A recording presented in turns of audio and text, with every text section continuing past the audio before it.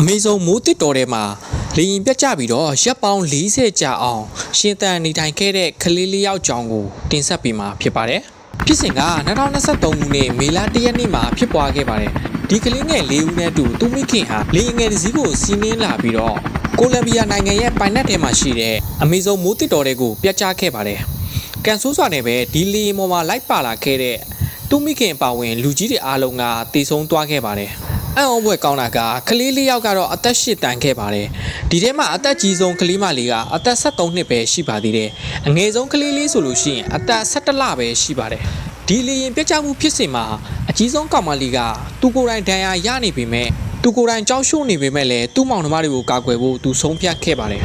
သူမတောထဲမှာရှိတဲ့အန်ဒီရရှိတဲ့တရိษံတွေအစိတ်ရှိတဲ့အပင်တွေကြားမှာဘယ်လိုရှင်တန်ရမလဲဆိုတာသိခဲ့ပါတယ်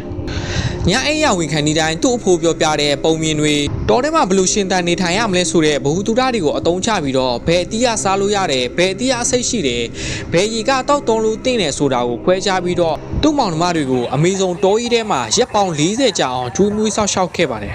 Operation House လို့အမည်ပေးထားတဲ့ဒီကေဆယ်ရေးမှာကိုလံဘီယာစစ်သား160ဌာနေတိုင်းသားပေါင်း80ကျော်နဲ့ဒီကေဆယ်ရေးမှာပါဝင်ခဲ့ပါတယ်။သူတို့ကတောနက်ထဲမှာကလေးတွေခြံထားခဲ့တဲ့တစ်တီခွန်တွေဖက်နှက်တွေအင်ကြီးစားတွေကိုခြေရခံပြီးတော့စင်စက်မပြတ်ရှာဖွေခဲ့ပါတယ်။ဇွန်လ9ရက်နေ့မှာတော့ဒီကေဆယ်ရေးဖွဲ့ဟာ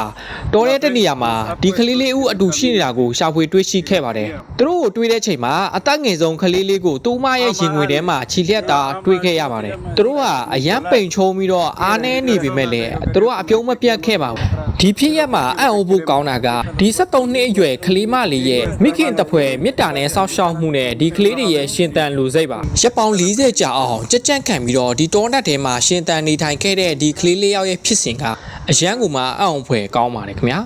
တဘောကြတယ်ဆိုလို့ရှိရင်ကျွန်တော်ရဲ့ page ကို follow လုပ်ခဲ့ဖို့လည်းတောင်းဆိုပါတယ်ခင်ဗျာအားလုံးကိုကျေးဇူးတင်ပါတယ်